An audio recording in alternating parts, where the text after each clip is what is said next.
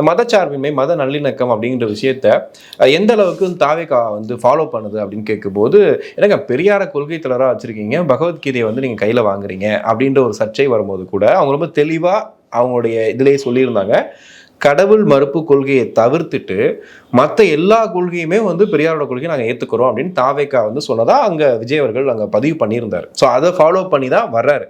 ஆனால் நீங்கள் ஆரம்பத்துலேருந்து பார்த்தீங்கன்னா அவருடைய இந்த அந்த 10வது படித்த குழந்தைகளுக்கு நல்ல மார்க் ஆனவங்களுக்கு வந்துலாம் பரிசு வழங்குற விழாக்களும் பார்த்தீங்கன்னா ஒரு திருநீர் வச்சுட்டு வருவார். திடீர்னு உள்ளே போய் இன்ட்ரோல் போயிட்டு வரும்போது கூட அது ஒரு பெரிய பேசு பொருளாச்சு. எதுக்காக ஒரு திருநீர் வைக்கிறாரு, எதுக்காக சந்தனம் வைக்கிறாரு, எது பண்ணாலுமே விஜய் ஒன்று பண்ணிட்டாரு அப்படின்னா அவர் இதுக்காக தான் பண்ணுறாரு, இல்லைங்க அவர் வந்து கவர் பண்ணுறாருங்க, இதை வந்து தெரியப்படுத்துறாரு, ஜோசப் விஜய்ன்னு சொல்லிடுவீங்கன்றக்காக பண்ணுறாரு அப்படின்ற மாதிரி இருந்துச்சு. ஆனால் அதெல்லாம் தாண்டி தனிப்பட்ட முறையில் விஜய் அவர்கள் அது ஒரு பெரிய விஷயமா எடுத்துக்கிறதே இல்லை. காரணம் அங்கே இருக்கிறவங்க அன்பாக கொடுக்குறாங்க, நான் வச்சுக்கிறேன் அப்படிங்கிற மாதிரி. அதுக்கப்புறம் பார்த்தா சாய்பாபா கோயில் வந்து விஜய் கட்டினாரா கட்டலையா, அது யாரோட கோயில்ன்ட்டு பெரிய பேசு போயிட்டே இருந்துச்சு. என்னடா அப்படி எப்படா அது சாய்பாபா ஒரு ஜோசப் விஜய் ஆச்சு அப்படிலாம் பேசினாங்க. ஆனால் அதையும் உடைக்கிற மாதிரி தன்னோட தாய்க்காக கட்டியிருக்காரு, அவனுக்கு என்ன பிரச்சனை?